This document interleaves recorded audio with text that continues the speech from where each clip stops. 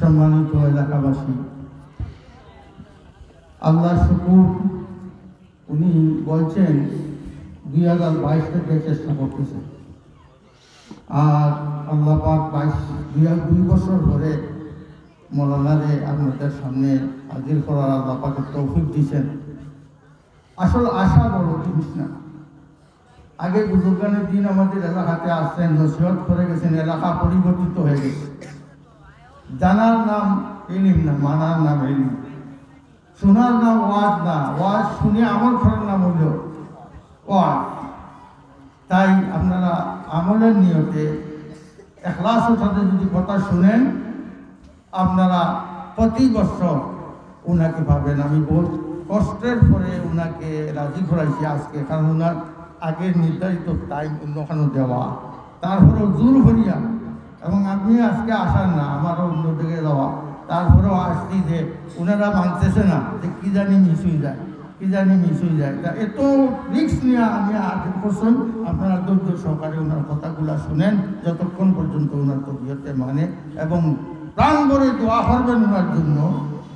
ওনাকে আল্লাহ পাক আমাদের সিলেটের জন্য না, সারা বাংলা, সারা ওয়ার্ল্ডের জন্য এক গর্ব হিসাবে প্রেরণ করেছেন। উনি যেভাবে বাতিলের সামনে বাতিলের ডাক বাংলা জবাব দিয়ে থাকেন, সবের দ্বারা তো সবার কি কাজ হয় না। আল্লাহ পাক যেন উনি দীর্ঘদিন এভাবে বাতিলের মোকাবিলা করে দিনে হককে প্রচার করে যাইতে পারেন। কারণ আজকে আমাদের রন্ধে রন্ধে বাতিল ঢুকে গেছে। কেউ নবীকে গালি দিতেছে, কেউ সাহাবাকে গালি দিতেছে, কেউ আলিমদেরকে গালি দিতেছে, বিভিন্ন ধরনের ফিতনা শুরু হয়ে গেছে। এই সময় আমাদের মধ্যে এই সমস্ত মর্দে মুজাহিদের একান্ত দরকার আছে কিনা?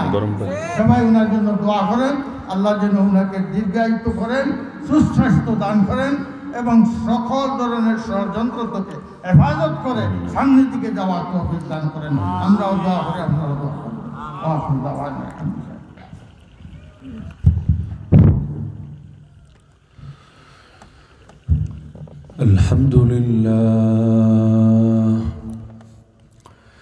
الحمد لله وحده وكفى وسلام على عباده الذين اصطفى أما بعد فأعوذ بالله من الشيطان الرجيم بسم الله الرحمن الرحيم واستعينوا بالصبر والصلاة وإنها لكبيرة إلا على الخاشعين الذين يظنون أنهم ملاقو ربهم وأنهم إليه راجعون وقال النبي صلى الله تعالى عليه وسلم رأس الأمر الإسلام وعموده الصلاة وذروة سنامه الجهاد آمنت بالله صدق الله العلي العظيم وبلغنا رسوله النبي الكريم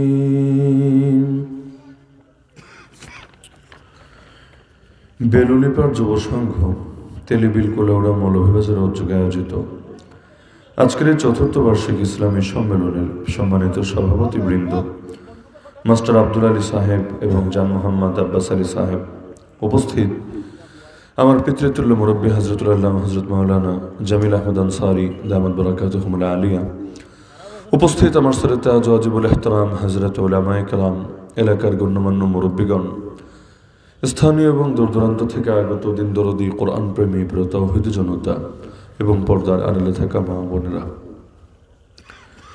সূরাতুল বাকারার যে আয়াত আমি খুতবার মধ্যে পাঠ করেছি, রব্বুল আলামিন এই আয়াতে মুমিনদেরকে শিখিয়ে দিচ্ছেন কিভাবে আল্লাহর সাহায্য কামনা করতে হবে, সাহায্য প্রার্থনা করতে হবে। সূরা ফাতিহায় তো আমরা ঘোষণা দিয়ে আসি আল্লাহর কাছে, ইয়্যাকা না'বুদু ওয়া ইয়্যাকা নাস্তাঈন, ইবাদত করব একমাত্র আপনার, সাহায্য চাইব একমাত্র আপনার কাছে। যেহেতু আল্লাহকে বলে এসেছে আল্লাহ ইবাদত করব একমাত্র আপনার, সাহায্য চাইব একমাত্র আপনার কাছে, আল্লাহ কোরআনে পরবর্তী সূরাগুলোতে সুন্দরভাবে শিখিয়ে দিয়েছেন ইবাদত কিভাবে করতে হবে, সাহায্য কিভাবে চাইতে হবে। কারণ আল্লাহ যদি না শিখায় বান্দা শিখবেটা কিভাবে, আল্লাহ যদি না জানায় বান্দা জানবেটা কিভাবে। সুবহানাকা লা ইলমা লানা ইল্লা মা আল্লামতানা ইন্নাকা আনতাল আলিমুল হাকিম। আপনি পবিত্র, আপনি আমাদের যতটুকু জ্ঞান শিক্ষা দিয়েছেন এর বাইরে আমাদের কোনো জ্ঞান নাই। আপনি সকল জ্ঞানের আধার, আপনি সকল প্রজ্ঞার আধার। তো আল্লাহ তাআলাই যেহেতু জ্ঞানের মালিক, জ্ঞানের মূল ভান্ডারী যেহেতু রব্বুল আলামিনের কাছে, সেখান থেকে যাকে যতটুকু দান করেন সে ততটুকু পায়। তো যেহেতু বান্দা সূরা ফাতিহায় আল্লাহর সাহায্য সে যে প্রার্থনা করে এই ঘোষণা দিয়ে এসেছে, যদিও এই ঘোষণাটা যে দিল থেকে দেয় তারে ইমানদার বলে, আর যে মুখ থেকে খালি বলে দিলের মধ্যে উল্টোটা থাকে তারে আবার ইমানদার বলে না, মুনাফিক বলে। কারণ বাংলাদেশে কেন, মৌলভীবাজারও, শুধু মৌলভীবাজার কেন, কুলাউড়ায়ও এমন লোক আছে নামাজে দাঁড়ালে ঠিকই বলবে ইয়্যাকা না'বুদু ওয়া ইয়্যাকা নাস্তাঈন, ইবাদত করি আপনার, সাহায্য চাই একমাত্র আপনার কাছে। কিন্তু এই পাগল ঠিকই আরেকদিকে আল্লাহকে বাদ দিয়ে গায়রুল্লাহর ইবাদত করবে, আল্লাহর কাছে সাহায্য চাওয়া বাদ দিয়ে ঠিকই গায়রুল্লাহর কাছে সাহায্য চাইবে। কবরের সামনে গিয়ে সেজদায় লুটিয়ে পড়ে বলবে, আব্বা বাচ্চা একটা দিয়ে দাও না, বিয়ে হয়েছে 10 বছর, আর কতকাল দেরি করবা, জলদি একটা দিয়ে দাও না। এই যে ওর আব্বার কাছে বাচ্চা চাচ্ছে, ও কোন মুখে দাবি করে আল্লাহ একমাত্র সাহায্য চাই তোমার কাছে। তো তোর কি বাস্তবতা সত্য না মুখের কথা সত্য? এখন কাজ যদি হয় একরকম, মুখের কথা যদি আরেক রকম হয়, এটারও তো ইমানদারি বলে না, মুনাফিকি বলে।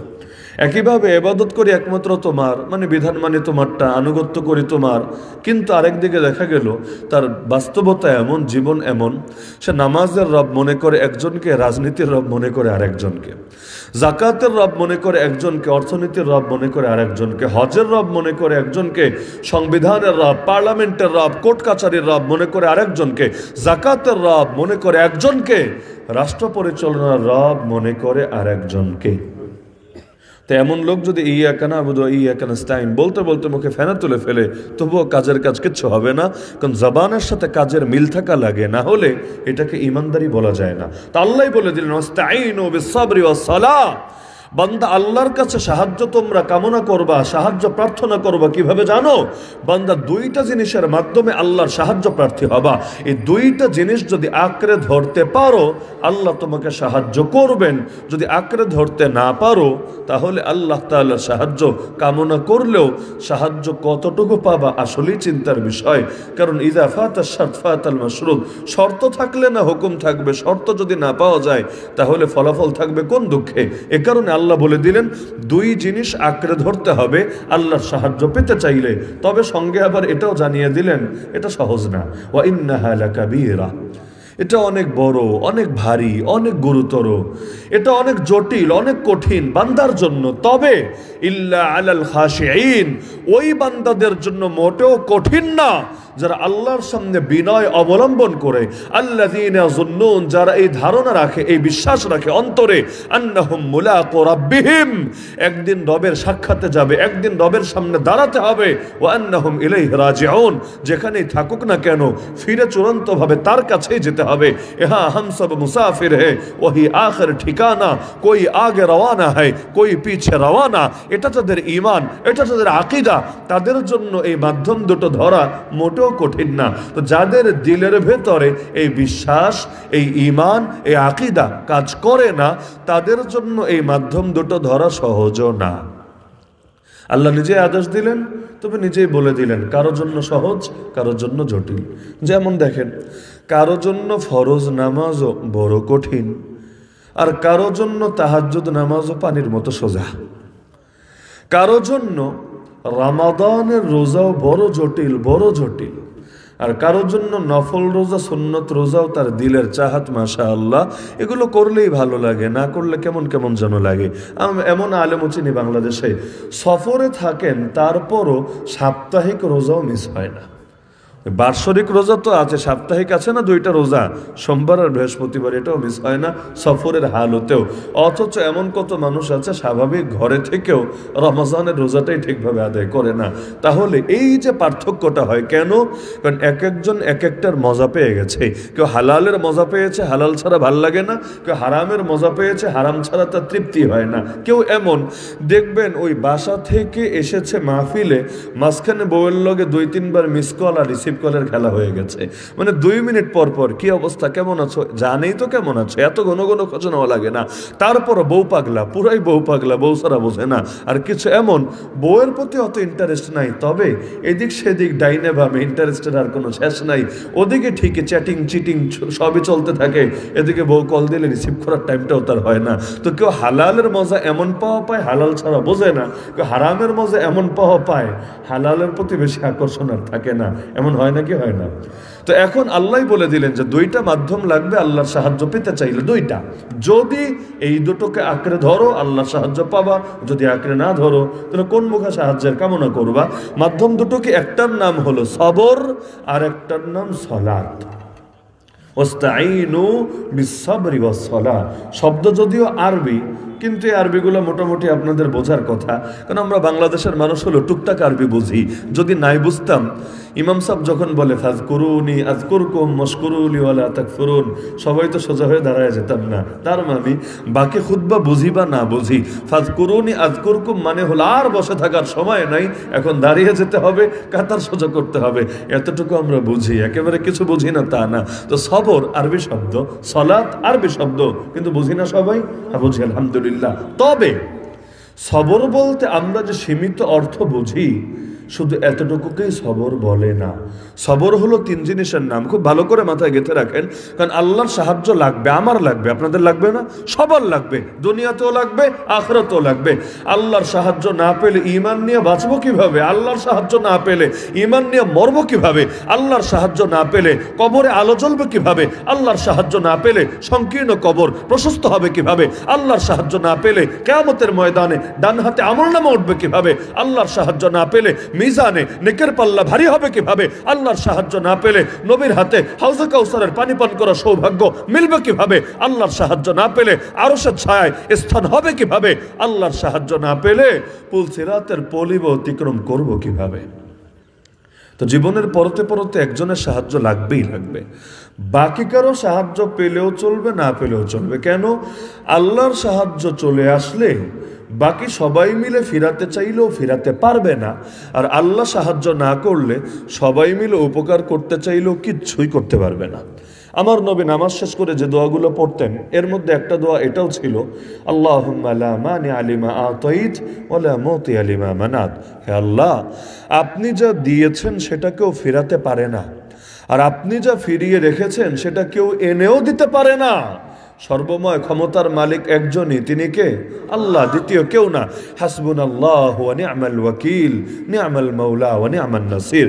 এজন্যই তো আমার রাসূলের গর্দানে এক মুশরিক তরবারি ধরেছিল। তো কার তরবারি? নবীর তরবারি। নবীর নিজের তরবারি গাছের ডালে ঝুলিয়ে ঘুমাচ্ছিলেন যুদ্ধ থেকে ফেরার পথে একটা মরুভূমির ভেতরে। ওই পেছন থেকে ফলো করতে করতে যখন দেখলো যে নবী শুয়ে পড়েছেন, নিজের তরবারিটা, কারণ তলোয়ার এখানে নিয়ে তো ঘুমানো যায় না, ঘুমের মধ্যে ব্যথা ট্যাথা লাগতে পারে, তলোয়ারটা গাছের ডালে ঝুলিয়ে রেখেছেন, একটা বাবলা গাছের ডালে। পেছন থেকে এসে ওই নবীর তলোয়ারটাই হাতে নিয়ে তলোয়ারটা কোষমুক্ত করে এবার নবীর গর্দানে ধরলো। এতক্ষণে নবীরও ঘুম ভেঙে গেল, নবী উঠলেন, এবার নবীর গর্দানে ধরে বলে, মাই আমনাউকা মিন্নি, তোমারে কে বাঁচাবে আমার হাত থেকে? পাগলে ভেবেছে নবীরে বাঁচায় সাহাবিরা। এখন সাহাবি তো আশপাশে নাই, দূর দূরান্তে তারাও শুয়ে আছে, ঘুমিয়ে আছে। যদি ডাকও দেয় আস্তে আস্তে কল্লা তো ফেলে দিতে পারবে, কারণ এখান থেকে কল্লা ফেলতে আর কতক্ষণ লাগবে? আর ওই যুগে তো আর বুলেট টুলেট নাই যে দূর থেকেই তারা নিশানের মধ্যে নিয়ে আসবে। তো ভেবেছে এই চান্সা নবীরে মেরে ফেলবে। তো নবীরে প্রশ্ন করে, মাই আমনাউকা মিন্নি, তোমারে কে বাঁচাবে আমার হাত থেকে? আল্লাহ নবী শুধু একটা শব্দ বললেন, কোনো বাক্যও না, কোনো ধোয়া দুরোদও না, খালি একটা শব্দ বললেন। নবী বলে উঠলেন, আল্লাহ। আমার নবীর শব্দ বলতে দেরি, ওর হাত এভাবে কাঁপতে দেরি না, হাত কাঁপছে, তরবারি আর ধরে রাখতে পারলো না, তরবারি পড়ে গেল জমিনে। ওর চোখের সামনে নবী এবার তরবারি উঠালেন, বাধা দেবে এটাও পারছেন, ওর তো ভাইব্রেশনই থামে না, খালি ভাইব্রেট হচ্ছে আর হচ্ছে। আল্লাহ নবী এটা উঠিয়ে এবার ওর গর্দানে ধরে বললেন, কিরে এখন তোরে কে বাঁচাবে আমার হাত থেকে? মাইয়াম নাও কামিন্নি, তাহলে বাঁচানোর মালিককে, রক্ষা করার মালিককে? ওই যে গুহার ভেতরে আবু বকর রাদিয়াল্লাহু আনহু যখন পেরেশান, নিজের জন্য পেরেশান না, নবীর জন্যই পেরেশান, ওই সময় আল্লাহ রাসূল কি বলেছিলেন? মা বালুকা বিসনাইন আল্লাহু সালিসুহুমা লা তাহজান ইন্নাল্লাহা মানা। আরে আবু বকর, ওই দুইজনের ব্যাপারে তোমার কি ধারণা, যাদের সঙ্গে, যারা শুধু দুইজনই না, যাদের সঙ্গে আরেকজন আছেন, নাম তার আল্লাহ। সুতরাং ভয় করবা না, দুঃখ করবা না, পেরেশান হবা না, আল্লাহ আছে আমাদের সাথে। যার সাথে আল্লাহ থাকে পৃথিবীর কেউ তার ক্ষতি করতে পারে না। নবী মুসা আলাইহিস সালামের সাহাবীরাই পেরেশান কেন? সামনে সাগর, পেছনে ফেরাউনের বাহিনী, ঘটনা সবাই জানেন। তারা বলে উঠলো, কি বললো? কোরআনে আছে, ক্বালা আসহাবু মূসা ইন্না লামুদরাকুন। একদম তাকিদের সাথে বলে উঠলো, নিশ্চয়ই আমরা গ্রেফতার হয়েই গেলাম। ইন্না লানুদরাকুন, ইন্না লামুদরাকুন, নিশ্চয়ই অবশ্যই আমরা গ্রেফতার হয়েই গেছি, মানে কোনো সন্দেহই নাই, কনফিউশনের ঊর্ধ্বে চলে গেছে তারা। কিন্তু নবী মুসা আলাইহিস সালাম তাদেরকে বললেন, ক্বালা কাল্লা, আরে কিছুতেই না, হতেই পারে না, ইন্না মাইয়া রাব্বি সায়াহদিন, আমার সাথে আমার রব আছে না, সেই রবই আমাকে পথ দেখাবে। তাহলে হেফাজতের মালিক কে? দ্বিতীয় কেউ তো না। ওই যে সূরা বুরুজের নাম শুনেছেন না? 30 নম্বর পরে একটা সূরা আছে না, সূরা বুরুজ, ওয়াস-সামা ইযাতিল বুরুজ। এই সূরার মধ্যে কিন্তু একটা আয়াত আছে, কুতিলা আসহাবুল উখদুদ আন-নারি যাতিল ওয়াকুদ। এর ব্যাখ্যাটা যে কোনো তাফসীরের কিতাব থেকে জীবনে একবার হলেও কইলা দেখেন। এমনকি ওই বুখারীর পরে যে কিতাবের নাম আছে মুসলিম শরীফ, সেই মুসলিমের মধ্যে ইয়া লম্বা একটা হাদিস আছে যেখানে এর ব্যাখ্যা দেওয়াই আছে। এক লোক, এক রাজা, লম্বা ঘটনা, আমি শুধু মূল পয়েন্টটাতে ফোকাস করছি। একটা ছোট বাচ্চারা জানে মেরে ফেলবে, বিশাল কাহিনী। একটা ছোট বাচ্চারা জানে মেরে ফেলবে কেন? এই বাচ্চাটা ইমানদার। আর বাদশা নিজেরই খোদা দাবি করে, ওর দেশে থাকতে চাইলে ওরে খোদারে মানতে হবে, না হলে মেরে ফেলবে। নিজের মন্ত্রীরা পর্যন্ত মেরেছে কেন? ওই বাচ্চার দাওয়াতে সেও কালেমা পড়ে মুসলমান হয়েছে। এবার বাচ্চারে হাজির করেছে, মেরে ফেলবে। এখন মারবে কিভাবে? মারার জন্য একটা টেকনিক বের করলো, ওর আর্মি দিয়ে, ওর বাহিনী দিয়ে পাঠিয়ে দিল যে নিয়ে যাও পাহাড়ের চূড়ায়, পাহাড়ের চূড়ায় উঠে ধাক্কা দিয়ে ফেলে দিবা নিচে। তো এই বাচ্চা মানুষ যদি পাহাড়ের চূড়া থেকে নিচে পড়ে, ওর কি হাড্ডি গুড্ডি আস্ত থাকবে? থাকার কথা না, মরে যাবে। তো এখন নিয়ে গেল বাহিনী তাকে উপরে। এখন সব হলো বেঈমান, সব বেঈমান, ওই বাচ্চা একাই ইমানদার। তাকে ধাক্কা দিয়ে ফেলার সব প্রস্তুতি সম্পন্ন। বাচ্চা একা কি করবে? সে খালি হাতে আর্মির সাথে মোকাবেলা কিভাবে করবে? এটা তো সম্ভবই না। উপরন্তু হাত দিয়ে মারপিট করতে গেলে উল্টা মাইর খেয়ে আরো জান যাবে, অবস্থা খারাপ হবে। এখন বাচ্চার যে অস্ত্র ছিল সেটাই ব্যবহার করলো। মুমিনের একটা অস্ত্র আছে, সবাই জানেন। যেমন আপনার যদি দুনিয়া কিচ্ছু না থাকে, সবাই মিলে জুলুম করে, তবু একটা এমন অস্ত্র আছে যে অস্ত্র ব্যবহার করতে দেরি আর সে আজিম পর্যন্ত পৌঁছতে দেরি না। সেই অস্ত্রের নাম কি? দোয়া। ইত্তাকি দাওয়াতাল মাজলুম। নবী বলেন, মাজলুমের দোয়াকে ভয় করবা। দোয়া মানে বদদোয়া। মাজলুমের দোয়াকে ভয় করবা। ফাইন্নাহু লাইসা বাইনাহা ওয়া বাইনাল্লাহি হিজাব। মাজলুমের বদদোয়ার মধ্যে আর আল্লাহর মধ্যে কোনো পর্দা থাকে না। আরে মাজলুমের বদদোয়ায় যে কি হয় এটা বাংলাদেশের মানুষের এখন আর অজানা না। এই উলামায়ে কেরাম যে বদদোয়াগুলো দিয়েছেন, এই দিনদরদি জনতা যে বদদোয়াগুলো দিয়েছেন, আপনারাও যে যে জুলুমের শিকার হয়েছেন, যে বদদোয়াগুলো দিয়েছেন, আল্লাহ তাআলা মুমিনদের দিলকে জড়িয়ে দিয়ে সেই বদদোয়াগুলো বাস্তবে প্রতিফলন ঘটিয়েছেন। বদদোয়া মিস হবে না। মাজলুম যে হোক, মাজলুম যদি হিন্দুও হয়, খ্রিস্টানও হয়, বৌদ্ধ হয়, যদি কাফেরও হয়, মাজলুম মাজলুমই। আমাদের ইমামরা বলে গিয়েছে, কোন মুসলমান বাদশা যদি জালেম হয়, ওর রাজ্য টিকবে না, ওর রাজত্ব বরবাদ হবে। আবার কোন কাফের বাদশা যদি ইনসাফকারী হয়, ওর রাজত্ব দীর্ঘস্থায়ী হবে। চিরস্থায়ী হবে না, চিরস্থায়ী দুনিয়ায় তো চিরস্থায়ী না, তবে দীর্ঘস্থায়ী হবে। কার? যে ব্যক্তি ইনসাফ করবে। ও কাফের হলে ওর রাজত্ব দীর্ঘস্থায়ী হবে, আর মুসলমান হয়ে জালেম হলে ওর রাজত্ব বরবাদ হবেই হবে। তার চাইতে বড় কথা, ইনসাফ করলে মরার পর রাজত্ব বাকি থাকে। কিভাবে?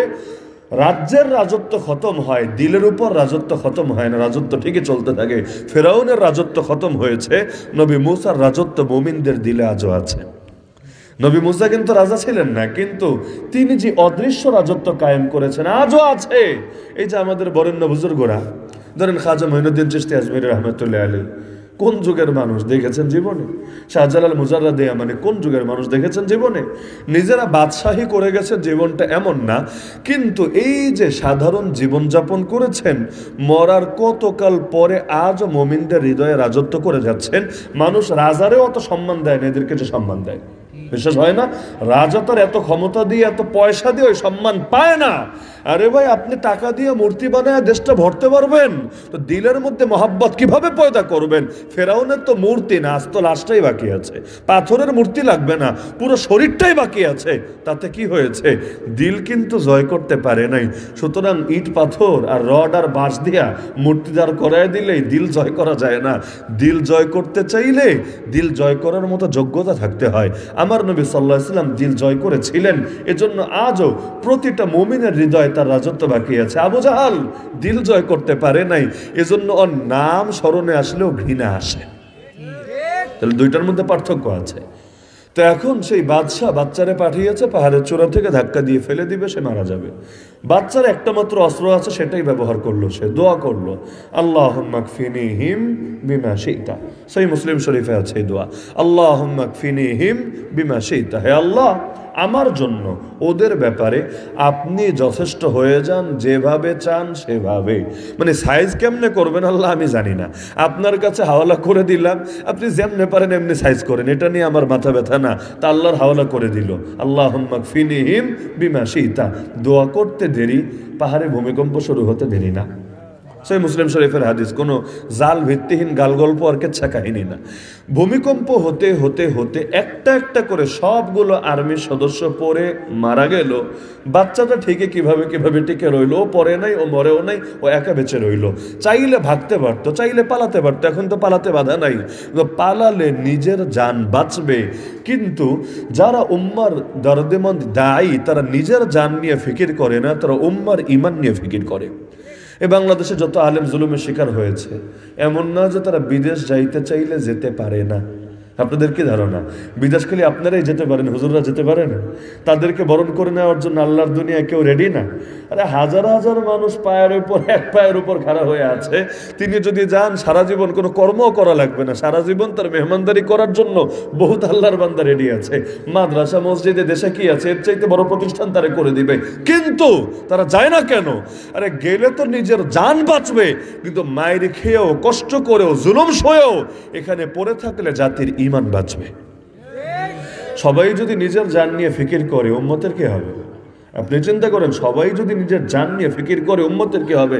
শাহজালাল রহমতুল্লাহের কি দরকার ছিল ইয়ামানের মতো দেশ ছাইরা এ রাজা গৌর গোবিন্দর দেশে আসার? ফায়দাটা কি? নিজের ফায়দা কি বলেন? ইয়ামান দেশে সারা জীবন ইবাদত করে মরলে উনি জাহান্নামী হতেন, আর সিলেটে আসার কারণে উনি জান্নাতি হয়েছেন, এরকম ফতোয়া কোনো বাপের বেটা দিতে পারবে? তাহলে আসলেন কেন? নিজের জন্য তো আসেননি, উম্মতের জন্য তো এসেছেন। আমার নবী আবু জাহেলের দুয়ারে যান কেন বলেন? আমার নবী আবু লাহাবকে বোঝানোর ফিকির করেন কেন বলেন? আমার নবী মায়ের খেয়েও মক্কায় পড়ে থাকেন কেন? ব্যাখ্যা করেন। কারণ তো এটাই, শুধু নিজেকে নিয়ে ফিকির করা নবীওয়ালা শান না, বরং নিজের জান দিয়ে হলেও উম্মার ঈমান বাঁচানো, এটা নবীওয়ালা শান।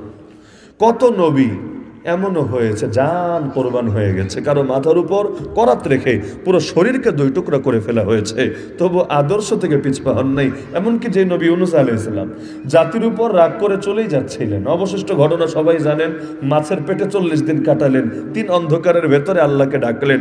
যখন মাছটাকে এক তীরে এসে ফেলে গেল, অসুস্থ হয়ে গিয়েছিলেন, সেখানে আল্লাহ তাআলা এমন গায়েবী গাছের ব্যবস্থা করে দিলেন। খালি ময়দানে হঠাৎ করে গাছ তৈরি হয়ে গেছে, যেই গাছের মধ্যে আল্লাহ এমন বৈশিষ্ট্য রেখেছেন, গাছের ফলে খাবারের কাজও দিয়েছে, ওষুধের কাজও দিয়েছে। খাবার খেয়ে তিনি পেটও ভরেছে, আবার শরীর অসুস্থ হয়ে গেছে। এরপর কি করেছেন? এরপর কিন্তু নতুন এলাকায় চলে যেতে পারতেন, জাতির উপরে রাগ করেই তো চলে এসেছেন, কিন্তু না, আবারও কিন্তু ওই এলাকায় ফিরে গেলেন। এবং মজার বিষয়, তিনি যখন এলাকা ছাড়েন, তখনও পর্যন্ত একটা লোকও ইমানদার ছিল না, একটা লোকও না, একজনও কালেমা পড়ে নাই। কিন্তু যেই মাত্র এলাকায় ফিরলেন, এলাকায় ফেরার আগে জাতির সাথে দেখা, কারণ জাতিও খুঁজে বেড়াচ্ছে যে নবী গেল, কই গেল, দেখে নবীরে খুঁজা টুইজা পাই কিনা। যখন দেখলো, তখন আর একজনও কাফের নাই, সবাই মুসলমান হয়ে গিয়েছিল। এবং আমার জানা মতে, আমার ক্ষুদ্র জ্ঞান বলে, হযরত উলামা ইকরাম তো আছেন, তারা ভালো জানবেন। আমার ক্ষুদ্র জ্ঞান বলে আমি যতটুকু ইতিহাস পড়েছি, নবী ইউনূস আলাইহিস সালাম একমাত্র নবী যার উম্মতের প্রতিটা সদস্য মুসলমান হয়ে গিয়েছিল। বাকিদের কিছু হয়েছে, কিছু হয় নাই, 50% হয়েছে, 50 হয় নাই, 80% হয়েছে, 20 হয় নাই, কম বেশ আছে। কিন্তু নবী ইউনূস আলাইহিস সালামকে আল্লাহ তাআলা সবরের এমন প্রতিদান দিয়েছেন, কোরবানির এমন বদলা দিয়েছেন যে তার সম্প্রদায়ের প্রতিটা লোক কালেমা পড়ে মুসলমান হয়ে গিয়েছিল। কেন? কারণ ওই যে তিনি জাতিকে বলেছিলেন যে তোদের হাতে 3 দিন আছে, মাত্র 3 দিন পর গজব পড়বে। ওরা তো প্রথমে ফাইজলামি করছিল, আরে গজবের ভয় দেখে আমাদেরকে, ওই আমাদের হুজুররাও রিমান্ডে বসে যখন বদদোয়াটা দোয়া দিত টিটকারি মারতো, তোমাদের বদদোয়ায় আমাদের কাজ হবে না, শকুনের দোয়ায় গরু মরবে না। আমরা তো নিজেরা সাক্ষী, কত রকম টিটকারি মারতো। এমনকি আল্লামা বাবুনগরী রহমাতুল্লাহ আলাইহি 13 সালে দাড়ি ধরে এভাবে টেনে জুলুম করছিল। তিনি বারবার বলছিলেন, আমারে মারবি মার, নবীর সুন্নতের সাথে বেয়াদবি করিস না, বেয়াদবি করলে আল্লাহ সহ্য করবে না। ওই পুলিশ অফিসার বলেছিল, হ্যাঁ আল্লাহ সহ্য করবে না, তোমারে বলেছে আল্লাহ সহ্য করবে না, তোমার দল আছে নাকি? পুরো দলেরই তো কোমর ভেঙে গেছে, কে কি করবে? কোনো বাপের বেটা আমার কিচ্ছু করতে পারবে না, অহংকারের সাথে বলেছিল। ওই যে বদদোয়া দিয়েছেন, ফলাফল কি হয়েছিল গোটা বাংলাদেশ জানে। ওই পুলিশ অফিসার এবং তার স্ত্রী দুইজনই নিহত হয়েছে নিজের কন্যার হাতে। যেই কন্যার নাম বললে অধিকাংশই চিনবেন, ঐশী। নাম শুনেছেন না? ঐশী মাদকাসক্ত হয়ে, মাদকের টাকা পয়সা ঠিক মতো না পেয়ে নিজের হাতে নিজের বাপরে মায়েরা জবাই করে হত্যা করেছিল। এই ঘটনা সবাই জানে। তো ঘটনার পেছনে আরেকটা ঘটনা আছে, এটা অনেকেই জানে না। সেটা হলো ওর বাপ, সেই কুলাঙ্গার বাপ যে আল্লামা বাবুনগরীর বদদোয়া পেয়েছিল। বদদোয়া, বুজুর্গদের বদদোয়া লাগবে আর কিছু হবে না। আরে ভাবলা কিভাবে? হাদিসে কুদসিতে আছে, আল্লাহ বলেন, মান আদা লি ওয়ালিয়ান ফাকাদ আযানতুহু বিল হারব, যে আমার একজন ওলির সাথেও দুশমনি পোষণ করবে, মারবে টারবে না, দুশমনি রাখবে, আদাওয়াত রাখবে, আল্লাহ বলেন আমি নিজে যুদ্ধের ঘোষণা দিয়ে দিলাম তার বিপক্ষে। প্রেসিডেন্ট এরশাদের শেষ জীবন সবাই জানে, যে আধুনিক জেনারেশনও জানা আছে শেষ জীবনে কি ইজ্জত নিয়ে দুনিয়া থেকে গেছে। আমরা দোয়া করি ইমানের সাথে মওত হলে আল্লাহ মাফ করে দিক। এখানে তার দোষচর্চা উদ্দেশ্য না, কিন্তু যে প্রসঙ্গে কথাটা টানলাম, শেষ জীবনে যে কিভাবে এই দুয়ার থেকে সেই দুয়ার, সেই দুয়ার থেকে সেই দুয়ার, এমনকি এক সময়ের এত প্রতাপশালী বাদশাহ, এক সময়ে তো আর তার ক্ষমতা কম ছিল না, পুরো বাংলাদেশ যার সামনে দাঁড়ানোর মতো অবস্থানে ছিল না, দীর্ঘ 9 বছর পর্যন্ত যে লম্বা শাসন করেছে, এত হ্যাডমওয়ালা এক বাদশা, তো শেষ জীবনে যে পরিণতি কি হয়েছে এটা সবাই জানে। তো ঘটনার পেছনে আরেকটা ঘটনা আছে, এটা অধিকাংশই জানে না। আমরা আমাদের উস্তাদদের থেকে এবং আমার দাদা পীর আল্লামা মুহাম্মদুল্লাহ হাফিজ হুজুর রহমাতুল্লাহ আলাইহি একাধিক শিষ্য এবং খলিফার থেকে শুনেছি। যেহেতু দাদা পীর, শোনার মতো পর্যাপ্ত সূত্র আছে, দাদা পীর ও দাদা উস্তাদ। আল্লামা মুহাম্মদুল্লাহ হাফিজ হুজুর রহমাতুল্লাহ আলাইহি শানে যে ষড়যন্ত্র আর বেয়াদবি করেছিল প্রেসিডেন্ট এরশাদ তার ক্ষমতায় থাকাকালে, কি করেছে সেই ইতিহাস আমি টানতে চাচ্ছি না, 80 দশকের কথা, ইতিহাস আপনি ঘাটলে আপনিও পেয়ে যাবেন। যেই ষড়যন্ত্র করেছিল এই সাদা সিধা বুজুর্গটাকে যেই ফাঁদের মধ্যে ফেলেছিল এবং তার ইমেজটাকে কাজে লাগিয়ে নিজের গদিটা ঠিক রাখার জন্য যে ধান্দাবাজিটা করেছিল, এই ঘটনার পরে আল্লামা মুহাম্মদুল্লাহ হাফিজ হুজুর রহমাতুল্লাহ আলাইহি যখন পুরো বাস্তবতা তার সামনে এসেছে, বদদোয়া দিয়েছিলেন। কি বদদোয়ার বাক্য আমি শোনাবো না, কিন্তু বদদোয়া দিয়েছিলেন। ওই যে বদদোয়া দিয়েছেন এর পরিণতি মরণ পর্যন্ত আরে ভোগ করতে হয়েছে। আর ওপারে কি হবে, পরকালে কি হবে, এটা আমরা জানি না, আল্লাহই ভালো জানে। তাহলে জীবনে কারো নেক দোয়া কামাতে পারেন বা না পারেন, আল্লাহর হস্তে বদদোয়া কামায়েন না। জীবনে কারো নেক দোয়া যদি নাও কামাতে পারেন, না কামাতে পারলে নাই, কিন্তু আল্লাহর ওয়াস্তে একটা মানুষের বদদোয়া কামায়েন না, একটা মানুষও না। কেন জানেন? এই যে ধরেন বোতলে পানি আছে, অনেক ফোঁটা পানি, অনেক ফোঁটা, হাজার ফোঁটা পানি আছে, কিন্তু আমি যদি এখানে 2-1 ফোঁটা গরুর চুনা ছেড়ে দিই, গরুর পেশাব ছেড়ে দিই, যতই ভালো পানি থাকুক না কেন, ভালো ফোঁটা থাকুক না কেন, এটার হুকুম কি এখন হালাল না হারাম, পবিত্র না অপবিত্র? তা আপনার উপর অনেকের দোয়া আছে, অনেকের দোয়া, বাপের দোয়া, মায়ের দোয়া, ভাইয়ের দোয়া, চাচার দোয়া, দাদার দোয়া, বহু দোয়া, কিন্তু 2-1 মাজলুমের বদদোয়া আছে। তাহলে উদাহরণ কিন্তু এটার মতোই হয়েছে, অনেক দোয়া আবার 2-1টা বদদোয়া, কাটাকাটি যখন হবে বদদোয়ার পাল্লাই ভারী হবে। নতিজা আরজালের তাবে হয়, ইলমে ভাষা এটা বলে, ফলাফলটা ওই নিকৃষ্ট জিনিসের অনুগামী হয়। ভালো প্লাস মন্দ মিশে গেলে হুকুমটা মন্দেরই দিতে হয়। একজন লোক নামাজও পড়ে, রোজাও রাখে, সবই ঠিক আছে, কিন্তু আমার নবীর শেষ নবী মানে না, বাকি সব ঠিক আছে। নামাজ পড়তে পড়তে কপালে দাগ ফেলে দিয়েছে, রোজা রাখতে রাখতে শরীর শুকায় গেছে, কিন্তু কাদিয়ানি আর কি, আমার নবীর শেষ নবী মানে না, গোলাম আহমদ কাদিয়ানিরও নবী মনে করে। আমারে বলেন তো, ও নামাজ পড়ে জান্নাতি না জাহান্নামী? ও রোজা রেখে জান্নাতি না জাহান্নামী?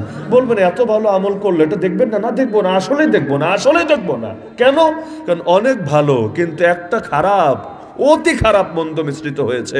সাদামাটা খারাপ হলে ছাড়, কিন্তু এরকম না। যেমন এখানে একটা পিঁপড়া পড়লে সমস্যা নেই, পিঁপড়াটা সরাইয়া পানি খাওয়া যাবে, এটা নিষেধ হবে না। একটা মশা পড়লে সমস্যা নেই, কিন্তু এক ফোঁটা গরুর মুত পড়লে সমস্যা আছে। তো কি মিশলো? এতে ঝামেলা আছে।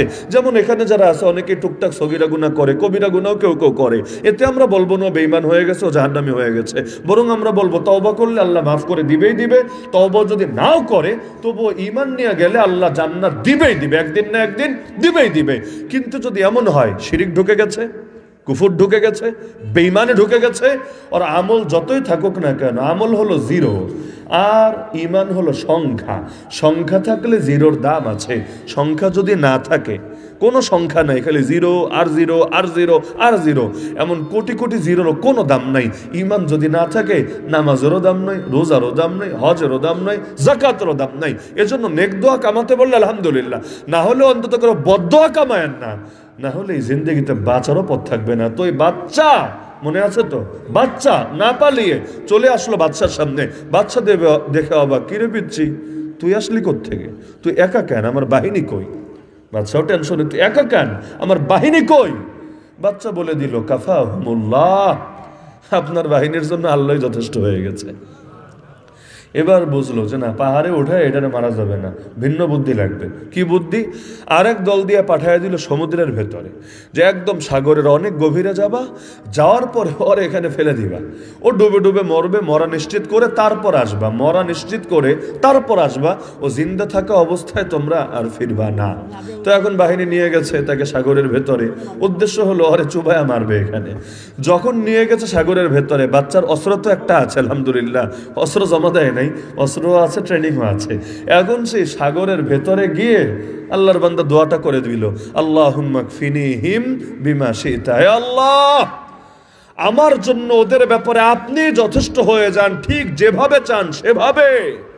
আগের বারের মতো দোয়া কাজে লেগে গেছে। দোয়া করতে দেরি, বড় বড় ঢেউ আসতে দেরি না। আর বাস্তবিক হালত কিন্তু এটা, আল্লাহ দোয়া ফিরায় না। তবে আমাদের গুনাহের কারণে দোয়াটা আল্লাহ পর্যন্ত পৌঁছতে একটু বাধা হয়ে যায় মাঝে মাঝে। এজন্য গুনাহ ছাইরা দেন, আল্লাহ তাআলা আপনারে জামানার ওলি বানায় দিবে। এক রুটিওয়ালা মানে রুটি বানায় বানায় বেচে। এর ঘটনা শুনে আমি নিজের চোখের পানি ধরে রাখতে পারিনি। ইমাম আহমদ বিন হাম্বলের জামানার কথা। ইমাম আহমদ বিন হাম্বল আজকের যুগের লোক না, ওনার মৃত্যুই হয়েছে 241 হিজরিতে, মানে এখন থেকে 1200 বছর আগের মানুষ। 241 হিজরিতে উনি দুনিয়া থেকে চলে গেছেন। ওনার জামানায় একদিন উনি সফরে বের হয়েছেন, ঘটনার মাঝে ঘটনা আর কি। একদিন তিনি সফরে বের হয়েছেন। তো ওই যুগে তো সফর এত সহজ ছিল না। এখন তো ধরেন আজকেও যেমন সকালে আছি ঢাকা, আবার সন্ধ্যাবেলায় আছি আপনার মৌলভীবাজার। ওই যুগে তো আর এত পানিবাদ ছিল না, যেতে অনেক ঝামেলা হতো। তো এখন দেখা যাচ্ছে যে উনি লম্বা সফরে বের হয়েছেন, রাস্তায় 2-3 দিন লাগবে তার সফরে। তো এক মসজিদে তিনি এশার টাইম হয়েছে, এশার নামাজ পড়লেন। নামাজ পড়ে চিন্তা করছেন এই রাত বিরাতে অচেনা রাস্তা দিয়ে কই যাব। আর ডাকাতি, চুরি, রাহাজানি এগুলোর ভয় তো হার জামানাই কম বেশি থাকে। এখন যেমন একটু বাংলাদেশে বেশি আছে, আগে হয়তো কখনো কম ছিল, কখনো কমে কখনো বাড়ে। যদি দেখা যায় অনেকে 2 নম্বরই টাকা পয়সা সহজেই কামাতে পারে, ডাকাতি একটু কম টম থাকে। আর যদি দেখা যায় 2 নম্বরই ইনকামের রাস্তা বন্ধ হয়ে যায়, ডাকাতি বাড়ায় দেয় লোকে। কেন? কারণ একটা না একটা উপায়ে তো ধান্দা করা লাগবে। ধান্দাবাজি যার স্বভাব, ধান্দা না করে কিভাবে চলবে। তো তিনি চিন্তা করছেন কই যাব রাতের বেলা, তাহলে মসজিদেই থাইকে যাই। মসজিদ আল্লাহর ঘর, আল্লাহর ঘরে আল্লাহর বান্দা থাকবে না তো কে থাকবে? আর এতেকাফ তো সারা বছরই করা যায়। সুন্নতে এতেকাফ হলো ওই যে রমজানের শেষে যে সুন্নতে মুআক্কাদা এতেকাফ, কিন্তু নফলে এতেকাফ তো যে কোনো দিন যে কোনো টাইমে করা যায়। তিনি ভাবলেন এতেকাফের নিয়তে আজকে রাতটা মসজিদে কাটাই দিই। কিন্তু একটু পর মসজিদের খাদেম আসলো, হুজুর নামাজ শেষ না? শেষ, যান বের হন, মসজিদে তালা মারবো। আরে খোদার ঘরে তালা লাগাবো? আমি একটু ভাবলাম আজকে মসজিদে থাকবো, এতেকাফ করব। না না, অনুমতি নাই, অনুমতি নাই। কার অনুমতি? আল্লাহর তো অনুমতি আছে, মানে যারা মসজিদ চালায় আর কি, কমিটি সাহেবরা, তাদের অনুমতি নাই, জলদি বের হন। এখন মজার ব্যাপার হলো ইমাম আহমদ বিন হাম্বল তিনি যে এই ব্যক্তি, এটা তো আর চেনে না। এই ক্যামেরা আবিষ্কার হওয়ার আগের কথাই চিন্তা করেন না। নামে হয়তো অনেকরে চিনতো, সামনাসামনি দেখে কিন্তু চিনতো না। এরকম হতো না? ওই হাজ্জাজ বিন ইউসুফ, এত বড় জালেম, ওর জামানা সবাই ওরে চিনতো, সবাই, মানে ওরে চিনবে না এরকম লোক তো থাকার কথা না। আর ওর মতো লোকরা না চিনলে চিনবে কারে? মদিনা ধ্বংস করে যখন ফিরছে, হামলা চালিয়ে, ওই ঘটনার পরে যখন আল্লাহর বান্দা ফিরছে, তো আসার পথে সে এক লোকরে ভাবলো যে একটু জিজ্ঞাসাবাদ করে বুঝি যে রাজা বাদশার ব্যাপারে মানুষের ধারণা কি, কারণ জনগণের পালস বুঝেই তো রাষ্ট্র চালাতে হয়। তো এখন এক জায়গায় এক বুড়া লোক দেখে যে সে আসছে আর সে ঘোড়ার পিঠে চড়ে যাচ্ছে। হঠাৎ করে বুড়ার সামনে সে ঘোড়াটা থামিয়ে দিয়ে নামলো, নেমে তাকে বিভিন্ন ভালো মন্দ জিজ্ঞাসা করে বললো, আচ্ছা ওই তো তোমাদের গভর্নর হাজ্জাজ কেমন লোক? বুড়া বলল, ও তো এক খবিসের ঘরের খবিস। এরপরে একেবারে যত বদনাম করা যায় একেবারে ওর 14 গোষ্ঠী উদ্ধার করে ছাড়লো, একে একে বহু রকম বদনাম করে ছাড়লো। হাজ্জাজ বিন ইউসুফ প্রথমে সব শুনছিল, পরিচয় তো দেয় নাই, একে একে সব শুনছে, যা বলে শুনছে। এক পর্যায়ে ধৈর্যের বাদ আর থাকলো না তার, এবার বললো, ওই বুড়া তুই চেনোস আমি কে? বুড়া বলল, না না আমি তো চিনতে পারি নাই। হুঙ্কার শুনে বুঝেছে যে কামটা একটা হয়ে গেছে, কি কাজ হয়েছে বুঝতে পারি নাই। জিজ্ঞাসা করলো, তুমি কে? আমি চিনতে তো পারি নাই। বলল, আমি হলাম হাজ্জাজ বিন ইউসুফ, ইউসুফের বেটা হাজ্জাজ। বুড়া তো বুঝলো কাজ তো হয়ে গেছে, আর একদম হাতে নাতে ধরা, কোনো সাক্ষী প্রমাণও লাগবে না, এবার কল্লাও তো ফেলে দিতে পারে, কিচ্ছু করার নাই। আর হাজ্জাজ তো কোনো জবাবদিহিতার ধার ধারে না, কল্লা ফেললেও কিচ্ছু বলার নাই। সে বুঝলো যে এবার ধারে আর কাটবে না, ভারে কাটতে হবে, মানে বুদ্ধি দিয়া ওর হাত থেকে বাঁচতে হবে। তো বুড়া ওই হাজ্জাজ আর কি হুঙ্কার দিয়েছে, এর চাইতে দ্বিগুণ হুঙ্কার দিয়ে বললো, ওই তুই চেনোস আমি কে? হাজ্জাজও ভেবাচাকা খেয়ে গেল, কি আমি কি আবার কোনো ভুল টুল করলাম নাকি? এই বুড়ারে আবার চিনতে কোনো ঝামেলা হলো কিনা? জিজ্ঞাসা করলো, না না আমি তো চিনতে পারি না, আপনি কে মুরব্বী, আপনি কে? এবার বুড়া বলল, আমারে চেনো না? আমি হলাম সেই লোক যার এলাকার সবাই চেনে। বলল, সবাই চেনে? আচ্ছা কি কারণে, আপনার কি আছে আপনারা সবাই চেনে? বলল, আমি হলাম সেই লোক যে দিনের কিছু টাইম পাগল থাকে, কিছু টাইম ভালো থাকে। যখন পাগল থাকে কি বলি না বলি, কি করি না করি, আমার কোনো ঠিক ঠিকানা থাকে না। আবার যখন ভালো হই তখন আর আগের গুলো মনেই থাকে না। তা আমার তো সবাই চেনে। এই যে একটু আগে আমি আসলে পাগল ছিলাম, কি হয়েছে না হয়েছে আর তো মনে নেই, আসলে কিছু হয়েছে নাকি তোমার সাথে, আমার তো কোনো কিছুই মনে আসছে না। হাজ্জাজ তো বুঝলো যে না, তার সাথে বাটপারি করছে, কিন্তু হাজ্জাজের ভাল লাগলো যে না, চোরের উপরে বাটপারি করার লোক আছে। সে বলল, যা বুড়া, তোর বুদ্ধির কারণে ছাইরা দিলাম, তোর মতো বুদ্ধিমান লোকরে মারা উচিত হবে না, যা তুই বাড়িতে চলে যা, তোরে ছেড়ে দিলাম। তো অনেক সময় এমন হতো, চেহারা চিনতো না, নামে জানতো। তো ইমাম আহমদ বিন হাম্বলকেও খাদেম চিনতে পারে নাই, আর তিনিও আকবরে নিজের পরিচয় দেন নাই। তো এখন বলছে, হুজুর আপনি বের হন, আমি তালা লাগিয়ে দিব। শেষে তিনি রিকোয়েস্ট করলেন, আচ্ছা শোনো, এক কাজ করি, আমি যেখানে বসে আছি এখন, ওই নামাজ শেষ করে যতটুকু জায়গায় বসে আছি, আমি শোবও না, যেখানে বসে আছি এখানে বসে বসে আমি রাতটা কাটায় দেবো, তবু রাতটা থাকি, কি সমস্যা? মানে গভীর রাতে আমি কই যাব, কোথায় যাব, এবং গেলে জানেরও খতরা, মালেরও খতরা, তো এখানে আমি থাকি। বললো, হুজুর আপনি যতই বলেন লাভ নাই, আপনাকে আমি থাকতে দিতে পারবো না, পারমিশন নাই, আপনি বের হন। তো ইমাম আহমদ বলে একটু কষ্ট লাগলো, কষ্ট নিয়ে বের হলেন। চিন্তা করলেন, যাহ কপালে যা আছে তাই হবে, আল্লাহ তাআলা রিজিক যেখানে রেখেছেন সেখানেই থাকা, সেখানেই অন্য ইন্তজাম হবে। তো তিনি বের হলেন। এই ঘটনাটা দেখেছে এক রুটিওয়ালা। ওই রুটিওয়ালা তারা এসে ডাক দিল, হুজুর, ও হুজুর, আপনি যদি চান আমার বাসায় মেহমান হতে পারেন, আমার বাসায় আলাদা রুমও আছে, আপনি সেখানে থাকবেন, সারা রাত থাকেন, আমি ইনশাআল্লাহ আপনার মেহমানদারিত্ব ত্রুটি করব না, সকালে আপনি যেখানে যাবেন সেখানে চলে যাবেন। সেও চেনে নাই, কিন্তু একজন হুজুর মানুষ এভাবে বিপদে পড়েছে, তার দিলে মায়া হলো, সে নিয়ে আসলো তাকে বাসায়। ইমাম আহমদ বিন হাম্বল রহমতুল্লাহ আলীকে যেভাবে আদর যত্ন করার করলো, তার মেহমানদারি শেষ করে বিছানা টিছানা সব পেতে দিল। ইমাম আহমদ বিন হাম্বল শুয়ে পড়লেন। এরপর রুটিওয়ালা গিয়ে তার খামিরা বানাতে শুরু করলো। খামিরা বুঝেন তো, ওই আটা ময়দার খামিরা, যেটা থেকে রুটি তৈরি করবে। কিন্তু ইমাম আহমদ বিন হাম্বল একটা জিনিস অবাক হয়ে লক্ষ্য করলেন, এতক্ষণও করেছেন, এখন বিশেষভাবে লক্ষ্য করলেন, হাত দিয়ে তো আটা ময়দার খামিরা বানাচ্ছে, কিন্তু মুখ দিয়ে খালি একটা কথাই বলেই যাচ্ছে, সেটা হলো আস্তাগফিরুল্লাহ, আস্তাগফিরুল্লাহ, আস্তাগফিরুল্লাহ, আস্তাগফিরুল্লাহ, আস্তাগফিরুল্লাহ, কোনো থামাথামি নাই, করে বলেই যাচ্ছে। ইমাম আহমদ বিন হাম্বলের একটু অবাক লাগলো, লাগারই কথা। হুজুর মানুষ যদি সারাদিন আল্লাহ বিল্লাহ করে তো অবাক লাগবে না, কোনো পীর সাহেব মানুষ, কোনো আলেম সাহেব মানুষ করলে অবাক লাগবে না, কিন্তু একদম সাধারণ মানুষ, ধরেন রিক্সাওয়ালা, ভ্যানওয়ালা, অটোওয়ালা, সে যদি সারাদিন জিকির আর জিকির আর জিকির আর জিকির করতেই থাকে, কার অবাক লাগবে না? আস্তাগফিরুল্লাহ 2 বার 4 বার 10 বার 20 বার অনেকেই পড়ে। কখনো যদি পাপ টাপ হয়ে যায়, অতীতের পাপের কথা স্মরণে আসে, অনেকেই আস্তাগফিরুল্লাহ 10 বার 20 বার পড়ে। তো তিনি দীর্ঘক্ষণ লক্ষ্য করে দেখছেন, ওর কোনো থামাথামি নাই, ও মুখ দিয়ে খালি আস্তাগফিরুল্লাহ বলেই যাচ্ছে। তো ইমাম মাহমুদ বিন হাম্বল তো জানেন যে অল টাইম ইস্তেগফার করার কি ফজিলত জানেন, হাদিসেও আছে মান লাজিমাল ইস্তেগফার, যে ব্যক্তি সর্বদা ইস্তেগফারকে আঁকড়ে থাকে, জাআলাল্লাহু লাহু মিন কুল্লি হাম্মিন ফারাজা, আল্লাহ তাআলা তাকে সকল দুশ্চিন্তা থেকেও মুক্তির পথ বের করে দেন, ওমিন কুল্লি যিকিন মাখরাজা, যত বিপদ যত সংকীর্ণতা আছে সেখান থেকে বের হওয়ার পথ খুলে দেন, ওয়া রাযাকাহু মিন হাইসু লা ইয়াহতাসিব, এমন জায়গা থেকে তার রিজিকের ব্যবস্থা করে দেন যা তার কল্পনায়ও আসে না। তো এগুলো তো কিতাবই কথা, মানে কোরআন হাদিসের কথা যেগুলো ফজিলত কিতাবে পড়েছেন। কিন্তু তিনি ভাবলেন যে একটু আগ্রহ জাগলো, কৌতূহল হলো, এই লোকটা এত ইস্তেগফার কেন করে, একটু যাচাই করে দেখি। তো তাকে ডাকলো, রুটিওয়ালা ভাই এদিকে আসেন। তো হুজুর ডেকেছে, গেল, বললো আপনি কি বলছিলেন? বললো আমি তো ইস্তেগফার করছিলাম। তো এতবার ইস্তেগফার কেন করছিলেন? বললো হুজুর এটা আমার নিয়মিত মামুলাত, আমি সবসময় ইস্তেগফার করি। যখন জরুরি কোনো কথা বলি তখন তো বলি, কিন্তু বাকি টাইম যখনই আমার মুখ চুপ আছে আমি অল টাইম ইস্তেগফার পড়তেই থাকি। তিনি বলেন কেন? ইস্তেগফার করে কি পেয়েছেন? এত ইস্তেগফার করে আপনার লাভ কি হয়েছে? ইমাম আহমদ বিন হাম্বল তো জানেনই, কোরআন হাদিসে তো বলাই আছে, কিন্তু অভিজ্ঞতা নেওয়ার জন্য জিজ্ঞাসা করছেন আপনার কি লাভ হয়েছে? সে রুটিওয়ালা বলল, হুজুর আল্লাহ শুকরিয়া, আপনাকে বলতে দ্বিধা নাই, আল্লাহ তাআলা আমাকে একটা নেয়ামত দিয়েছে, সেটা হলো আমাকে মুস্তাজাবুদ দাওয়া বানিয়ে দিয়েছে। মুস্তাজাবুদ দাওয়া মানে এমন বান্দা যে দোয়া করতে দেরি, কবুল হতে দেরি না, মানে আল্লাহ তার সব দোয়া কবুল করে নেন। এরকম কপালওয়ালা কিছু মানুষ থাকে না। আগের যুগেও যেমন দেখা যেত বৃষ্টি দরকার, হুজুর একটু আসেন, একটু নামাজ পড়ে বাসায় আসতে পারে না, এর আগে আলহামদুলিল্লাহ বৃষ্টি শুরু হয়ে যায়। এরকম কিছু খাঁটি বান্দা জীবনে না দেখলেও অন্তত শোনার তৌফিক তো হয়েছে আপনারা, যেমন কিছু মানুষ থাকে আল্লাহর বান্দা, এরা দোয়া করলে যে দোয়াই করে আল্লাহ তাদের দোয়া ফেরায় না, দোয়া কবুল করে। তো বললো আমাকে আল্লাহ নেয়ামতটা দান করেছে। ইমাম আহমদের আরো কৌতূহল হলো, তিনি বলেন আচ্ছা আপনার জীবনে সব দোয়াই কবুল হয়েছে? এবার বলল হুজুর আলহামদুলিল্লাহ আমার সব দোয়াই কবুল হয়েছে, তবে একটা দোয়া বাকি আছে। সব কবুল হয়েছে, একটা বাকি আছে। এটা শুনে ইমাম আহমদ আরো পেরেশান হয়ে গেলেন। আচ্ছা তাহলে এইটা আবার কোন দোয়া, যে দোয়াটা কবুল হয়নি, এটা আটকে আছে, এখনো নেটওয়ার্ক ফেইল্ড, ডাউনলোড ফেইল্ড, মানে এটা এখনো ঠিক মতো আসছে না, রাস্তায় বাধা পড়ে গেছে, এ দোয়া আবার কোন দোয়া? তিনি বললেন হুজুর আমার দিলের বড় চাহাত, বড় তামান্না ছিল, আমি জামানার ইমাম আহমদ বিন হাম্বলকে দেখব, তার কাছ থেকে দোয়া নিব, তার খেদমত করব।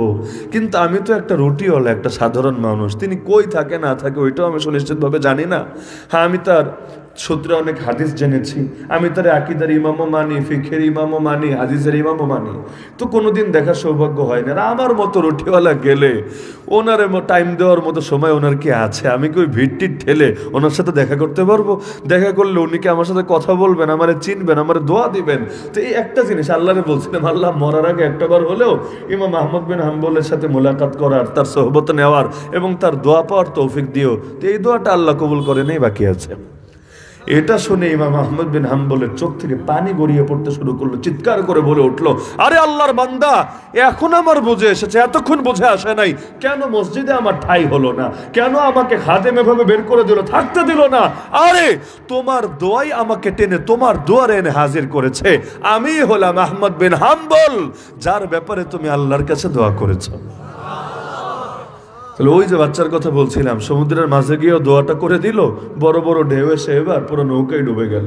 নৌকা ডুবে গেল, কিন্তু একটা কাঠের টুকরার উপর ও কেমনে কেমনে ভেসে রইল। আবার আস্তে আস্তে ঢেউ আস্তে আস্তে কিভাবে পারে চলে আসলো, এবারও মুক্তি পেয়ে চলে আসলো বাচ্চার সামনে। বাচ্চা বললে কিরে ট্যাবলেট, তুই একা কেন, আমার বাহিনী কই? বললো কাফা হুমুল্লাহ, আল্লাহ যথেষ্ট হয়ে গেছে ওদের জন্য।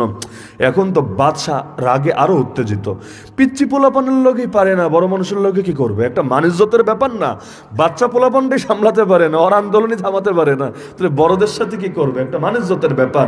তো বাদশার আগে উত্তেজিত, বললো ওই পিচ্চি শোন, তোরে আমি মাইরেই ছাড়বো, এক তরিকায় না পারলে আর এক তরিকা, কিন্তু তোরে আমি জিন্দা রাখবো না। বাচ্চাও সুযোগ কাজে লাগাই বললো, বাচ্চা যাবো না, আমারে আপনি মারতে পারবেন না, কিন্তু আমার কাছে বুদ্ধি আছে, টেকনিক আছে, এই টেকনিক যদি প্রয়োগ করেন আমারে খুব সুন্দরভাবে মারতে পারবেন, কোনো বেগ পেতে হবে না। বাচ্চা তো এবার আরো খুশি, বললো কি টেকনিক আছে বল। এটা চিন্তা করছে না, নিজের ব্যাপারে নিজে কেন পরামর্শ দেয়, বলছে কি টেকনিক আছে বল। বললো বাচ্চা আমার কাছে তীর আছে, ওই আমার তীরগুলো থেকে একটা তীর নিবেন, আমার তনির থেকে একটা তীর নিবেন, এর এরপর সব জনগণরে একটা খালি ময়দান একত্র করবেন, সবাই যখন আসবে আমাকে একটা শুলিতে লটকাবেন, লটকিয়ে এরপর আপনি তীরটা ধনুকের ভেতরে লাগিয়ে জোরে জোরে একটা বাক্য বলবেন, এরপর তীরটা মারবেন। বাক্যটা হলো বিসমিল্লাহ, বিসমিল্লাহি রাব্বি হাযাল গুলাম, ওই আল্লাহর নামে যে আল্লাহ হলো এই বাচ্চার রব, এটা বলে তীরটা মারবেন। ইনশাআল্লাহ আপনার মিশন সাকসেসফুল হবে, আমার মরণ নিশ্চিত হবে। মন্ত্রী বলছে, বাচ্চা পোলাপানের ফাঁদে আপনি পা দিয়েন না, ওর বুদ্ধি আপনি শুনেন না, আপনার বড় ক্ষতি হয়ে যাবে। কিন্তু রাগ তো এখন চরমে, রাগ যখন চরমে তখন কি আর এত কিছু তার শোনার টাইম আছে? বাদশা এই কাজই করলো, সবাই এক জায়গায় একত্র করলো এবং তার তীর থেকে একটা তীর নিয়ে চিৎকার করে মারলো, বিসমিল্লাহি রাব্বি হাযাল গুলাম। এতকাল নিজেরা খোদা দাবি করে এসেছে, এখন আরেক খোদার নামে তাকে তীর মারতে হচ্ছে। নিজের নামে মারলে কাজ হলো না, কিন্তু আরেকজনের নাম নিয়ে যখন মারলো, এবার বাচ্চার গায়ে তীর ঠিকই ঢুকলো, বাচ্চাটা জায়গায় শহীদ হয়ে গেল। কিন্তু এই দৃশ্য সবাই দেখেছে না? সবাই যেহেতু দেখেছে, সঙ্গে সঙ্গে উপস্থিত জনতা প্রত্যেকে কালেমা পড়ে মুসলমান হয়ে গেল। এক মুসলমানরা সহ্য করতে পারে না, এখন সবাই মুসলমান। কি হবে? ওই প্রেক্ষাপটে আল্লাহ বললেন, কুতিলা আসহাবুল উখদুদ আন-নারি যাতিল ওয়াকুদ। এবার বিশাল করে আগুন জ্বালিয়ে একজন একজন করে সবাইকে ফেলে দিল, সবাই জান দিল। মুসলিম এখনো নামাজ রোজা কিচ্ছু করতে পারে নাই, সবাই জান দিয়ে দিল, একজন ঈমান দিল না। শেষের দিকে একটা নারীর সিরিয়াল আসলো, যার কোলে দুধের বাচ্চা আছে, সে নিজের বাচ্চাটাকে নিয়ে একটু পেরেশান হয়ে গিয়েছিল। একবার তাকে আগুনের দিকে, আবার বাচ্চার দিকে, আবার আগুনের দিকে, আবার বাচ্চার দিকে। সে ভেবেই পাচ্ছে না আমার দুধের বাচ্চাটাকেও আজকে আগুনে পড়ে ছাই হতে হবে।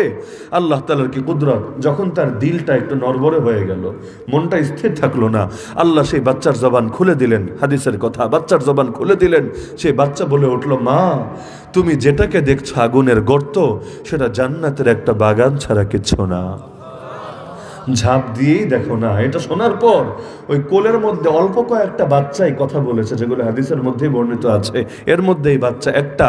এটা শোনার পর মারও আর কোনো দ্বিধা থাকলো না, ঝাঁপ দিল এবং আল্লাহ তাআলা তাদেরকে জান্নাতে পৌঁছে দিল, যেটাকে আল্লাহ কোরআনে সূরা বুরুজে যালিকাল ফাউজুল কাবীর বলেছেন। আল ফাউজুল কাবীর, মহা সফলতা, যার চাইতে বড় সফলতাই হয় না। তো সুতরাং আল্লাহর সাহায্য সবার লাগবে নাকি লাগবে না? এর জন্য দুইটা মাধ্যম আঁকড়ে থাকেন। এক নম্বর মাধ্যম নাম সবর, মাধ্যম হলো সবর। সবর তিন জিনিসের নাম, সংক্ষেপে বলে দিচ্ছি। গুনাহ ছাড়তে কষ্ট হয় নাকি হয় না? অনেকে আছে গান না শুনলে ঘুমই আসে না, এখন না শুনে থাকাটা বড় কষ্ট। অনেকে আছে বিড়ি না খেলে বাথরুমই ক্লিয়ার হয় না, ওর জন্য বিড়ি সিগারেট না খেয়ে থাকা বড় কষ্ট। অনেকে আছে হারাম রিলেশন না থাকলে ও ডিপ্রেশনে পড়ে সুইসাইডও করতে পারে, ওর জন্য হারাম রিলেশন ছাড়া বড় কষ্ট। এরকম হিসাব করলে দেখবেন পাপ, বিশেষ করে যদি অভ্যাসে পরিণত হয়, ছাড়া বড় কষ্ট। তবু আল্লাহর ভয় পাপ ছাড়া, এটা হলো সবরের এক নম্বর স্তর। সবরের দ্বিতীয় স্তর হলো নেক আমল করাও তো কষ্ট। ফজরের নামাজ পড়া কষ্ট না? সদা সর্বদা পাক পবিত্র জীবনযাপন করা কষ্ট না? কষ্ট। এই যে কষ্ট, হজে যাওয়া তো কষ্ট। হজ কি এত সহজ নাকি? গরমকালে হজ, এই বছর তো কত হাজি ইন্তেকালই করেছেন হজে গিয়ে। সহজ না, কষ্ট, সবে কষ্ট। কোন নেক আমলে কষ্ট নাই? গ্রীষ্মের দিনে রোজা হলে কষ্ট নাই? সবই তো কষ্ট। কিন্তু এই কষ্ট করেও ইবাদতের উপর অটল থাকে, অবিচল থাকে, সবরের 2 নম্বর ক্যাটাগরি। আর 3 নম্বর ক্যাটাগরি, যত বড় মুসিবতে আসুক না কেন, আল্লাহর উপর আস্থা রাখে, ভরসা রাখে, আল্লাহর সঙ্গে সম্পর্ক ঠিক রাখে, এমন কিছু বলে না, এমন কিছু করে না যার দ্বারা আল্লাহর ব্যাপারে নারাজি প্রকাশ পায়। এই 3 রকম সবর যে করতে পারে, তাকেই মূলত পূর্ণাঙ্গ সবরকারী বলে। তা আল্লাহর সাহায্য পেতে চাইলে 3 সবরই লাগবে, সাথে সলাৎ। সলাৎ কিন্তু সবরের মধ্যেও আছে, একটু আগে তো বললাম আছে, কিন্তু আলাদা করে আল্লাহ ফোকাস করলেন কেন? এর বিশেষ গুরুত্ব বোঝানোর জন্য। কারণ যার সলাৎ নাই ওর কিচ্ছু নাই, যার সলাৎ আছে ওর বাকিগুলো থাকার আশা আছে। কারণ সলাৎ হলো ভিত্তি, ফাউন্ডেশন। ফাউন্ডেশন না থাকলে বিল্ডিং দাঁড়াবে কিভাবে? আর ফাউন্ডেশন থাকলে বাকি বিল্ডিং দাঁড়ানোর আশা করা যেতে পারে। তো ফাউন্ডেশনের তো কোনো বিকল্পই হয় না। আল্লাহ রাসূল বলেন, রাসুল আমরি আল ইসলাম ওয়া আমুদুহু আস-সালাহ ওয়া যিরওয়াতু সানামিহি আল জিহাদ। আর ইসলামের ভিত্তি হলো মূল স্তম্ভই হলো নামাজ। সুতরাং নামাজ বাদ দিয়ে কোনো ইসলাম কল্পনা করা যেতে পারে না। তা আল্লাহর সাহায্য লাগবে তো সবার ইনশাআল্লাহ। এখন থেকে 5 ওয়াক্ত নামাজ আদায় করব নিয়মিত জামাতের সাথে ইনশাআল্লাহ। এখন থেকে আমরা আল্লাহর জন্য গুনাহ ছেড়ে দিব, যতই কষ্ট হোক না কেন। আল্লাহর জন্য নেক আমল করব, যতই কষ্ট হোক না কেন। আর যত বড় মুসিবতে আসুক, আমার আল্লাহরে ছাড়বো না। আল্লাহর জন্য সব ছাড়তে পারবো, কোনো কিছুর জন্য আল্লাহ ছাড়তে পারবো না। এতটুকু যদি হাসিল করতে পারেন, আল্লাহর সাহায্য পেয়ে যাবেন। এবং একবার যদি কষ্ট করে এটাকে অভ্যাস বানাতে পারেন, তখন আর জটিল হবে না। তখন এটা করলেই মজা, না করলেই কষ্ট। আপনি নামাজ পড়তে চান না, আর অনেকে আছে এক ওয়াক্ত জামাত ছুঁইটা গেলেই তার অস্বস্তি লাগে, তার ঠিকমতো ঘুমও হয় না, খাওয়া হজম হতে চায় না। তো ইবাদত শুরুতে একটু অভ্যাস করতে জটিল হবে, একবার যদি করতে পারেন ইনশাআল্লাহ সুম্মা ইনশাআল্লাহ এমন মজা আল্লাহ ঢেলে দিবে দিলের ভেতরে। আরে দুনিয়ার 2 নাম্বারের মজা আর কি, ইবাদতের মজার উপর, ইমানের মজার উপর কোনো মজাই হয় না। তখন এর জন্য জান দিয়ে দিতেও একবার চিন্তা হবে না। তো এতটুকু যতটুকু আমি বললাম প্রত্যেকের সামনে আলোচনা ক্লিয়ার তো ইনশাআল্লাহ। সুতরাং জানার পর্ব ক্লিয়ার। হুজুর তো বললেনই যে আমাদের বাঙালির ঝামেলা জানায় না, মানায়। ইলম সার্থক হবে তখন যখন এটা আমলে পরিণত হবে। তাহলে সুতরাং জানলেন একটা ধাপ হলো, মানবেন চূড়ান্ত ধাপ হবে। আল্লাহ দুনিয়া শান্তি দিবে, পরকালেও মুক্তি দিবে। আল্লাহ আমাদের সবাইকে কবুল করুন, তৌফিক দান করুন। যাদের উদ্যোগে অর্থে আজকের এই মাহফিল বাস্তবায়িত হলো, সবাইকে জাযায়ে খায়র দান করুন, আমিন।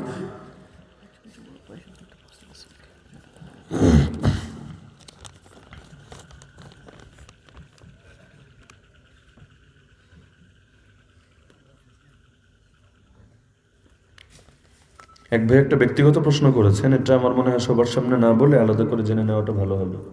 গোপন বিষয় গোপনই থাক। ঠিক আছে, সবাই দরুদ শরীফ পাঠ করি।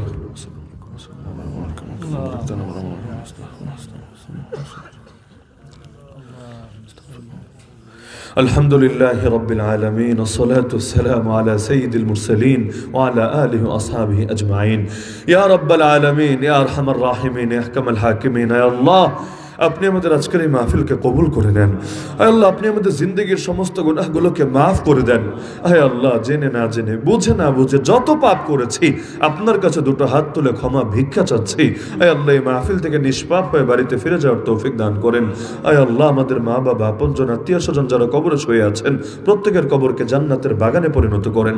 আমাদের যে মুরব্বীরা এখনো জীবিত আছেন, তাদেরকে নেক হায়াত দান করেন। আয় আল্লাহ, আমাদের মধ্যে যারা অসুস্থ, সবাইকে শেফায়ে কামেলা আজল নসিব করেন। আয় আল্লাহ, যারা ঋণগ্রস্ত, সবাইকে ঋণ পরিশোধের তৌফিক দান করেন। যে যে মুসিবতে আটকে আছে, আয় আল্লাহ, সকলের মুসিবতকে আপনি দূর করেন। আমাদের প্রত্যেকের দিলগুলোকে আপনার মহাব্বত এবং নবীজির মহাব্বত দিয়ে পরিপূর্ণ করে দেন। আয় আল্লাহ, বারবার বারবার মক্কা মদিনা জিয়ারত করার তৌফিক দান করেন। আয় আল্লাহ, যারা এই মাহফিলের জন্য আয়োজন করলো, শ্রম দিল, অর্থ ব্যয় করলো, তাদের সকলের খেদমতকে কবুল করেন। বিশেষ করে যারা দান সদকা করেছে, তাদের প্রতিটা পয়সাকে কবুল করেন। যে যে নিয়ত দান করেছে, আয় আল্লাহ, প্রত্যেকের দিলের নেক মাকসাদকে আপনি পূরণ করেন। জিন্দা মুর্দা সবাইকে মাফ করেন। আসমানি জমিনি সমস্ত বালা মুসিবত থেকে হেফাজত করেন। আয় আল্লাহ, ঈমান নিয়ে বাঁচার, কালেমা পড়তে পড়তে শেষ নিঃশ্বাস ত্যাগ করার তৌফিক দান করেন। আয় আল্লাহ, ফিতনার জামানা মৃত্যু পর্যন্ত হেদায়েতের উপর, হক এবং হাক্কানিয়তের উপর কায়েম এবং দায়েম থাকার তৌফিক দান করেন। আয় আল্লাহ, আপনার বান্দারা অনেক ধরনের কষ্ট করে এই মাহফিলের আয়োজনটা করেছে। হায় আল্লাহ, আগামীতে আরো বৃহৎ পরিসরে আরো সুন্দরভাবে তাদেরকে কোরআনের বাগান সাজানোর তৌফিক দান করেন। রব্বানা তাকাব্বাল মিন্না ইন্নাকা আনতাস সামিউল আলিম ওয়া তুব আলাইনা ইয়া মাওলানা ইন্নাকা আনতাত তাওয়াবুর রহিম।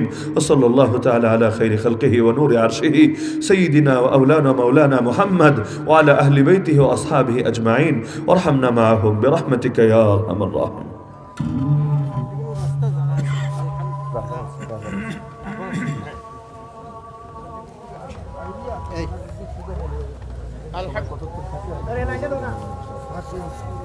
আমি দেখতেছি সব সাইকেল রাস্তা রাস্তা থেকে সাইকেল আল্লাহ